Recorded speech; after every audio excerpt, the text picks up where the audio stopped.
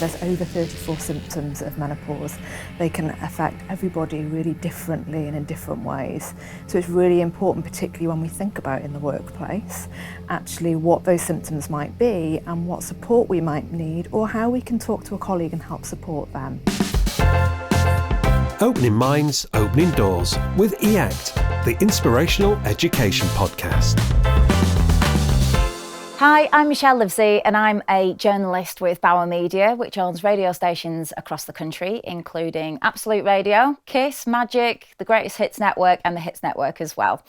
On today's Opening Minds, Opening Doors podcast, we're focusing on the menopause and employers, and it's all about how the menopause affects everyone. So 51% of people are affected by the menopause, but actually 100% are impacted by it. And this episode explores all the elements of that. We've got personal stories, we've got advice, we've got help, we've got discussions, and how everyone can get involved, educate themselves, and just empower women. 1 in 10 women actually leave the workforce because of the menopause, which is absolutely shocking to hear. But actually, the information, advice, and guidance in this podcast can help bring an end to that. Joining us for the podcast are two very special guests. We've got Jenny Haskey, who's the CEO of the Menopause Charity, and we've got Clio Brown, who herself has been through the menopause and is going to share that personal experience with us. So first of all, I guess, Jenny, tell us a bit about the charity, how it came about and what it is you exactly do. Absolutely. So the Menopause Charity is a young charity. We were actually founded just in 2020. We were founded by Dr. Louise Newson, who is one of the leading menopause specialists. And our charity is here to ensure that everybody has access to fact-based information, support, and to help everybody feel comfortable talking about menopause, understanding where to go, what to do, understanding the symptoms, how it might impact them or their loved ones or their colleagues, and really to know where best to go and access that support and the right information. We want everybody to be able to recognise the symptoms, understand that there are treatment options and lifestyle changes that they can do to help them through this period. But it's also, we're here to make sure that we tackle a lot of the stigma and the taboo. So we no longer think and want people to talk about or look at menopause as something that happens to women in their 50s and 60s, and that it's just about hot flushes and wild rages. There are so many, there's over 34 symptoms of menopause. They can affect everybody really differently and in different ways. So it's really important, particularly when we think about in the workplace, actually what those symptoms might be and what support we might need, or how we can talk to a colleague and help support them. How did it come about then? Has there been a gap for this information because it's not talked about enough? Yeah, there are a lot of health inequalities when it comes to women's health, unfortunately, and we still see so many differences in terms of women's health. Unfortunately, menopause hasn't been a mandatory topic for GPs for forever. So, when there are so many wide-ranging symptoms, if a young woman presents at a doctor maybe with low mood, so it's actually often the psychological symptoms that are the earliest symptoms that somebody might experience if they're going through a natural menopause, then actually a GP may overlook that and instantly give them antidepressants. And those antidepressants are proven not to help the low mood that we experience during menopause. So what we want to do is make sure everybody's aware of the symptoms, when it might start to hit them, what to look for, and to actually start to join the dots. And maybe if I'm feeling low, or I can't quite understand why I'm suddenly crying, or why I'm feeling such a lack of confidence, coupled with some other things, what are the other symptoms maybe I can start to look out for? So the Menopause Charity, we have a symptom tracker, and I love having conversations with women because quite often they look at this long list of symptoms and think maybe they've only experienced 1 or 2 symptoms, and suddenly start to go, it's like bingo. I've had that, I've got that. Oh, I didn't realise that was a menopause symptom. So it's a game of bingo we don't actually want to play. But if we're aware, then actually we can start to make some of those lifestyle changes and think actually sometimes knowing helps us overcome some of those hurdles. So if I've got a lack of confidence, if previously, something I've experienced, I used to be able to do so many presentations and have the confidence to do it, and now coupled with a bit of brain fog and that lack of confidence, walking into a room, oh my gosh, I'm experiencing symptoms that I've never experienced before. And then you can start to think, well, what is it about me? Rather than understanding it's a condition that I'm going through. So I think it's building up that picture, having the knowledge and the education to understand actually there are treatment options and there are lifestyle changes that I can consider, but also to understand actually what somebody else might be experiencing and how I can help support them. Sometimes, and a lot of the conversations that I have, it's actually, I might recognise something in somebody else more than they can maybe see themselves, because they've got that downward spiral of that lack of confidence or just overwhelmed by all of their feelings. Actually, maybe just by listening, by helping support, by signposting them to information might just help somebody. I think a tracker I would have found incredibly helpful myself, because I think it gives you a sense of control in what feels like an uncontrollable situation. So you can't control the symptoms that are happening you and how it makes you feel, but what you can control is what you do with that information moving forward. So as you said, where to access the different support available.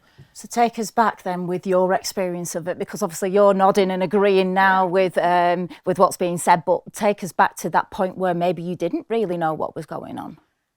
I mean, my experience of menopause was quite an interesting journey. So I went through menopause at 24 because I was diagnosed with cancer the day after my 24th birthday. So interestingly, I've been through menopause essentially 3 times. So because when I had chemo, my body went through it then because chemo caused it to happen. Then I finished chemo and I came back out of it. And then I started another drug which put me back into it again. So I was in menopause then for 5 years. And then I finished one of my treatments 5 years later, which was in February. Yay. So my body now is essentially trying to come out of menopause. So I think I'm probably a woman out there who has, having been through menopause 3 times, have had more than my fair share of of experience with it. So for me, a lot of my kind of signs and symptoms of it, it was almost hard to distinguish between whether what was happening was because of menopause or because of all my cancer treatments. But I guess for me, it almost doesn't matter what the signs and symptoms are. As we said, it's how we're moving forward with them. So when I was going through it, I wasn't accessing any form of help because the charity wasn't available at the time. But also with regards to my workplace, through no fault of their own, I didn't share that I was going through menopause, so they didn't know how to support me. So I think the first thing that we need to do, as Jenny said, is breaking down that stigma to be able to talk about it. Because the reason I didn't access help is I didn't talk about it because I felt like there was such a stigma, especially around young women with menopause. It's not it's not something that you want to be shouting from the rooftops, is it? You know, you don't meet somebody and go, I'm really sorry, I've just sweat through my shirt because I'm going through menopause. Yeah, I think this is, there's some stark facts out there. 1 in 10 women leave the workplace because of their menopause symptoms. So that's huge.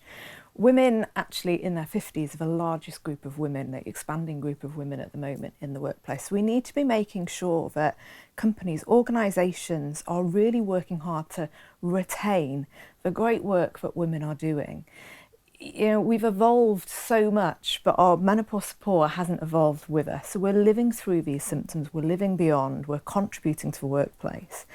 Even though now lots of companies, as we've seen, this explosion of people feeling more comfortable talking on TV about menopause, so many celebrities opening up and talking about menopause, even though a lot of companies are then what I sometimes see as that compliance tick box exercise, so, we're going to have a menopause policy, job done, move on to the next thing. What we're still seeing is even with this sea change in people talking, women are still not opening up in the workplace, exactly for the reasons that you've talked about. It's still embarrassing. It's still not there. Well, I was going to say, is that one of the main things, the stigma that, and what is the stigma? I think there's a number of things if we think about the stigma. So as I said originally, for a long time, we've not felt comfortable talking about menopause because it's something that happens in your 50s.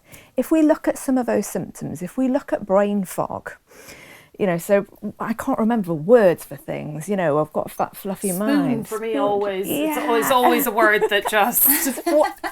So if we think about some of these symptoms, if we think about hot flushes or the lack of confidence, then actually I'm already overwhelmed, I'm already anxious, and I might then be going to my line manager talking about things that are talking about symptoms that impact on my performance. So what's my manager going to do? And unless I'm hearing that there is good support within a workplace, unless I know that the organisation is going to help support me, help signpost me, not ridicule me, not make me feel like I'm going to be performance managed out of an organisation, then I'm always going to hide behind other reasons for me not talking about menopause in the workplace. So I think we have the Menopause Charity Workplace Quality Mark, and there's 3 simple pillars that any organisation can follow. And that's about education. So having education on menopause, understanding the symptoms, understanding the treatment options and the lifestyle changes, having that at its heart. Clio's already mentioned, if you were aware of some of the things, some of the support you could have accessed, some of the symptoms, some of the little things that you could do to help you through them, then that's going to help you instantly. It's also going to help those around you. So it might have helped your managers or your colleagues to understand what you were experiencing, and that helps with empathy, doesn't it? I was actually talking to a colleague just yesterday, a male colleague actually, interestingly, and he was saying that he really wants to be educated on it as well, because he said, he was like, you know, I think it is so fantastic that women are speaking about it more now, but I also want to talk about it because I want to be able to support them in what they're going through. Some of the most powerful conversations actually I have are with men. So we think that men don't want to talk about this topic. We think that it's embarrassing, so it's just for the women to talk about. Actually, I've had men come to me and saying, what do I need to know? Help me understand how I can help my loved ones and my colleagues. They all have wives, mothers. Well, it's twofold, isn't it? Because you've got the personal approach to it with, as you said, men who are living with it as well, because it impacts them if they don't understand it. But also from an employer point of view, getting the best out of your employees and also supporting them.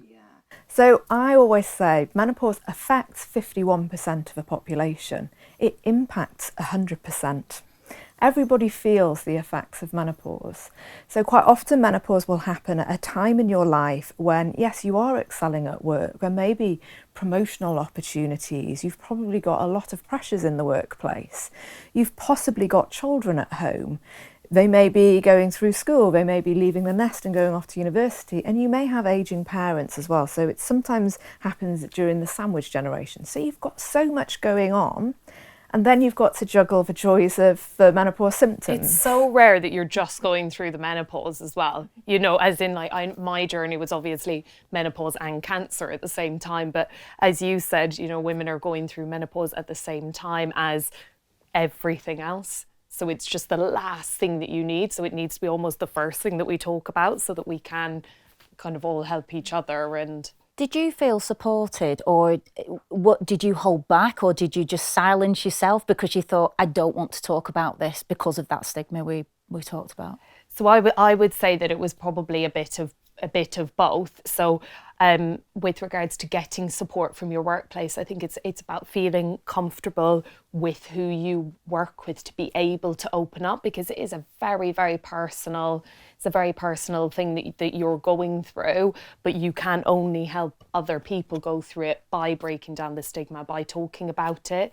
So my immediate team, they knew what I was going through, and they were incredibly supportive. So, you know, because of my cancer treatments, I couldn't take, say, HRT and things like that help most women. So what I found helpful was acupuncture. So I was taught to self-acupuncture, but I had to do it 4 times a day. So I'd have to do it during the working day. So my team were incredibly supportive because they knew that I would just need to go out for 15 minutes and stick loads of needles in me and then come back in. But my line managers didn't know what I was going through, and that is exactly as you said. I silenced myself because I did not feel like I could do that. And exactly as Jenny said as well, I felt like, well, I've already had a year off work, as if I'm chilling at home not fighting cancer, but and I thought I can't come back and then be like, I actually also need 15 minutes to just, to just stop sweating through my shirt, or to just have clarity in my brain of what I need to say. And especially when you're a teacher, when you're in front of all of these children, or you're in front of a board meeting with all of these people, and you're forgetting why you're even there, let alone the nitty gritty of what the point that you need to make. So I guess to answer your question, it would be a bit of both. I was definitely silencing myself because I didn't feel comfortable talking to them about it. You mentioned teaching there, but there's so many different careers, isn't there, that this will affect women in different ways. And I think that's what we need to recognise, is just as I say, no one woman will experience menopause in the same way. No one company or organisation is the same. So what works in one organisation isn't necessarily going to work for somebody else. So sometimes when we speak with companies, they may have done a fantastic job of really implementing lots of great ideas that are really supportive for their workforce. That might be great if you're in an office place where you can have flexible working, but in Clio's situation, as you say, as a teacher, you can't just suddenly up and walk out of a class to go and maybe, cool yourself, calm yourself, or manage with the moments of brain fog. If we look at some of the symptoms, things like flooding, we have to think how horrible that would be if you are stood up in the front of a classroom and you are worrying. What's then going to happen is you're going to start getting more anxious and stressed, and that's going to exacerbate all of your symptoms and make your symptoms last for longer. And this is why then women are leaving the workplace. So it's about each organisation thinking, actually, how can we embrace a culture that we can empathise with everybody, we can offer as much flexibility and support, but understanding the different roles and what that might look like, and really considering. And the best way to do that, and I always say, is talk to your employees, get your employees involved in actually, in this organisation, what's right for It's a culture you. shift, isn't it? I think it has to be a culture shift, that it's not any one person's responsibility, it's everybody's. So it's not just the HR lead's job to implement this policy, it is every single person, because as you said, it doesn't just affect 51%, it affects 100%. And often, we sort of touched on it before when we talked about men in the workplace, quite often when we talk about changes within a company or we do education in an organisation, men sit there and suddenly they either add so much enrichment to the conversation because of their personal experiences at home, or they're learning something and then they have that light bulb moment and suddenly go, gosh, now I understand why my wife, my partner, is reacting or responding in this. So now maybe I can go and help support her. So companies have such a great way of enriching our communities and our lives so much more. If we get it right in the organisation, if we get this culture right, then actually it can have such a positive, empowering impact, absolutely, really, for so many people. And that's what we want. We don't want to have to be focusing on menopausal symptoms. We want to normalise the conversation. We want it to become just a natural thing that we go through, that we all know how to access treatment, how to manage those symptoms. And what we really want to be doing is looking at how we're going to thrive beyond menopause, because that's the most important thing. Thriving, not just surviving, essentially. And I think that, like, a lot of it comes back to this historical thing of it being a woman's problem. And, you know, we're meant to just sit and, you know, lip-zipped kind of about what it is that's going on in our bodies. Because again, historically, even say with depression in women, depression was seen as something that, you know, that housewives had, and that they were essentially like removed from society if that was the case. So again, it's no wonder that we still feel silenced about it, because it is requiring such a massive, massive change. But that's why I love that conversations like these are happening, because they are going to be what impacts kind of everything moving forward, and about breaking down that stigma. It's also recognising, we talk a lot about the symptoms because this is what we're facing now and what can be the kind of the biggest challenge. But actually, we are living longer as a society. It's really important when we talk about thriving, it's understanding it's not just the symptoms that we experience now, because as we go through menopause, we're no longer producing the hormones that kept us living healthily for so long. We need to think about what's going to be happening to our bodies in 20 years' time.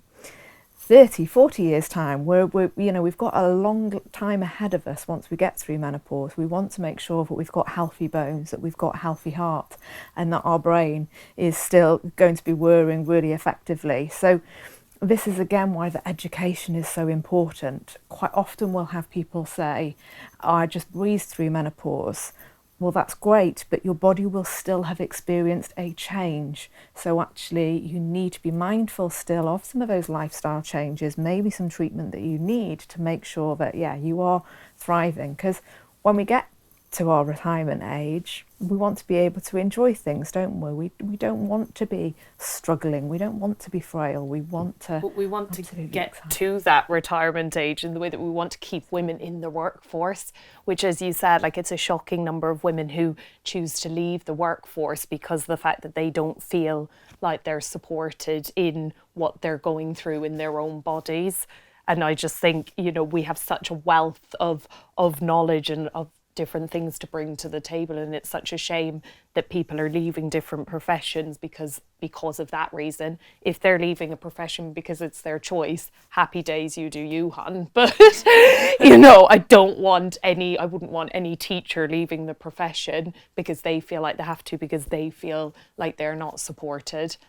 Are you finding, certainly from the charity's point of view now, that employers are reaching out maybe more so than they were before now because they want to do more to support? Absolutely. So employers are absolutely recognising, and like I say, it's just important that they then don't just say, oh, menopause policy, tick, done, move on to the next thing, because what we've seen is women are still not actually then comfortable. So we've not seen that uplift yet, and that's why I say I think it is about tackling that taboo within the workplace, making sure that leaders are evidently changing that culture around women's health, making sure that they are aiding the conversation. So great that lots of employers are creating opportunities. They are looking at maybe education, but that maybe they're doing it mandatory. Maybe we're seeing some companies where it's a topic for women to talk about. And as we've touched on so much, actually, when we bring everybody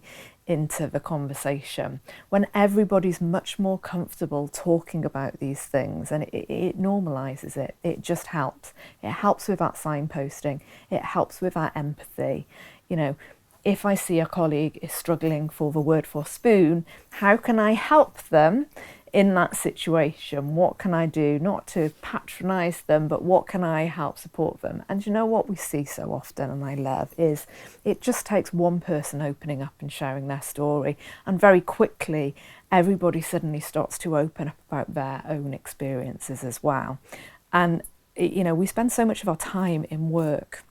We can have such a positive impact through our organisations by aiding the conversation, by getting that education right, by tackling the stigma and the taboo. It doesn't take much to do those three things, but the impact is absolutely huge. It's absolutely, you know, when it's done correctly, it can be so empowering. And as you say, we're then retaining that wealth of knowledge, that wealth of expertise. And actually, you know, it's also about let's think about the future generations as well. Cleo's touched on with her story, it's not unique to have an early menopause either through an experience of something like yours by going through cancer, so having surgical reasons or chemical reasons, but actually early menopause is, it's more common than people would maybe believe. So 1 in 1,000 women under the age of 30 will experience early menopause. So this is why it's really important that we don't have this stigma of it happens when you're in your 50s. Perimenopause, those early symptoms, those psychological symptoms probably traditionally start in our early 40s. And like I say, they're the first signs. So if people are looking for changes in their periods or the hot sweats, actually they've probably experienced a lot of other symptoms much earlier. So actually, let's start the conversation much younger. Let's have hormone health. I've been into schools and spoken to students, and I've likened it to, as teenagers, we know what teenage hormones are all about. Well, for menopause, it's teenage hormones in reverse. We need to normalise it, don't we? Absolutely. I wish I knew in my 20s and 30s what I now know about hormone health and women's health. I absolutely I think it also, like, opening up those conversations also, for me, breaking down that stigma just means that it empowers you, that when it does happen to you, because as we said, it happens to 51% of the population, it doesn't feel like the end of the world, because you just think, well, I know Sally who went through it and she got this support. So, okay, I'm going through it, but I know how to move forward with it. As I said, kind of taking what control you can have in what feels like an uncontrollable situation. What sort of reaction do you get when you are having those conversations with people about your experience? Do you find that, like, as you said there, someone goes, oh, well, I know someone who's, that's exactly what I went through, or I know somebody who's going through that right now. Is that the sort of thing that happens? I would like to say that most of the time that is the case, but unfortunately it isn't. I would say at the moment for me, it's about 50-50 in the way that 50% of the time I talk to people and they're like that, and they want to educate themselves and they want to know and they want to liken my situation to their situation. And then 50% of the time it's kind of, oh, okay. I don't know how to, and it's not in any purposeful way or a rude way. It's just, I don't know how to respond to that because we don't talk about it as a society. It's kind of like, I don't know what to say to that, so I'm just not going to say anything, which just makes the matter worse, because then we go in this cyclical nature of then not talking about it. So what do you think needs to happen in terms of getting that conversation going, the education, getting employers on board? What's the shift? Like I say, it is about those organisations tackling this and not just seeing it as a tick box exercise, move on to the next topic. It is about having those good culture principles, shift. That culture change. Educating, maybe it's about educating the leaders first as well, and having that good, really good conversation, deep-rooted discussion, getting everybody involved to understand actually what would help you. So asking questions like, I'd be saying to Clio, what experiences did you have during your typical working day? What was the most difficult thing for you? What might have helped? What have you already tried? What might have helped? How could we have best supported you? So it's opening up that conversation and learning from one another, remembering that no one menopause journey is the same. So what works for you might be really different for me. So therefore, how do we enrich that? And that is again about furthering that conversation. So it might be having menopause support groups or just regular opportunities and places for women to come together and talk about their experiences. But as I say, not excluding the men from those conversations. Regular education. There are so many webinars and different aspects now that we can do. Podcasts like this, hey? Exactly. Podcasts such as this, where actually we can start to access that education and absolutely understand what we can be better doing to support one another as we move forward. And not I think we want to get to that point, like I say, where it's just normalised, where everybody feels like they're empowered, where somebody can say to their colleagues, to their line manager, do you know what, I'm having a moment, just bear with me please, or give me 10, give me 5.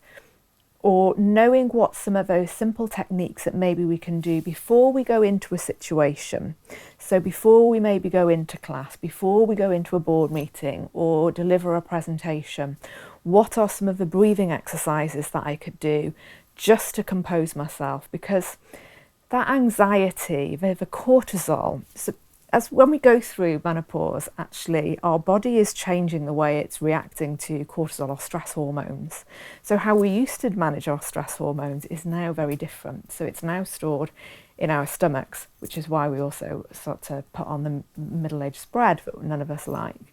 So when we start to understand that we're dealing with stress in a different way, then I start to understand why lifestyle changes or little simple breathing techniques can really help control me a little bit more. So just knowing some little simple hints and tips like that can be really powerful and really beneficial. And you know what?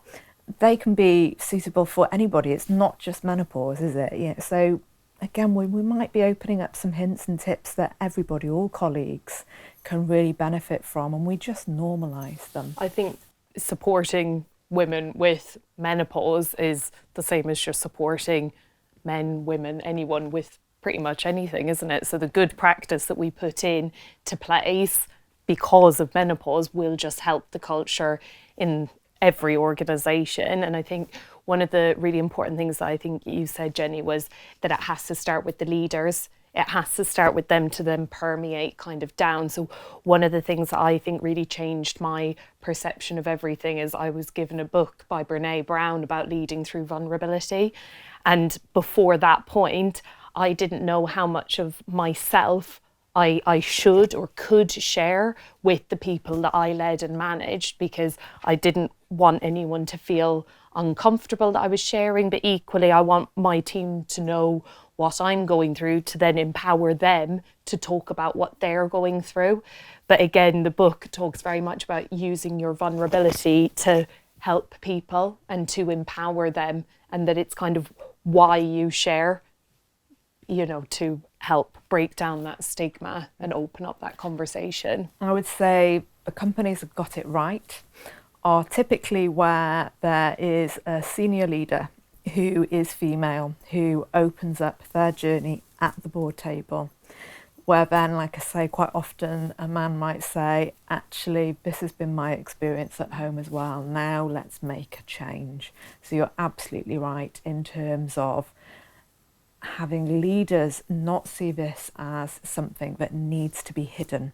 Because if our culture from the top says we don't talk about menopause, then we're not going to see everybody embrace the simple changes and the simple steps that we need to do just to normalise the conversation. It has to be driven by the leaders, absolutely. So overall then, if you're yourself maybe struggling, if you're an employer who wants to do more for their workforce, or if you're a man, as we said, who's going through it personally through his loved ones experiencing it, where can people go to find out more information?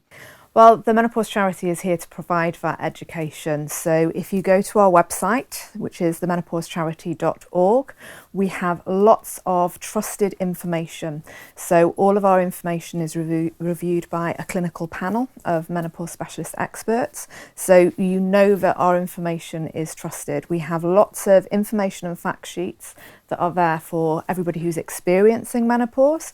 We also have a comprehensive guide for partners, and for organisations we have the Workplace Quality Mark as well. So that is a host of resources for employers to consider in terms of some of the steps that they can offer and incorporate into their organisation. But it's also got lots of expert advice for employees as well. So lots of top tips. We also have our social media channels, which is awash with lots of kind of simple breathing techniques, some of those little lifestyle changes that we can make, those little bite-sized advice. So yeah, I would encourage people to check out our website and certainly look at our social media channels. But again, social media is a great place to go to. There's lots of advice. It is being talked about lots more, and like I say, sometimes it is just those simple self-help tips that can actually make the biggest bit of difference. Speaking to one another. I was about to say, I would just urge people to talk about it, open up the conversation, because we can make such a difference that way in shifting culture. Absolutely. So what's worked for you might work for me. Find out and just open up that conversation 100%. Okay, thank you so much for that insight. It was really interesting to hear the different points of view. For any more information on that episode or any of our other episodes for Opening Minds, Opening Doors, you can go to our website, openingmindsopeningdoors.co.uk, or you can just search Opening Minds, Opening Doors on social media.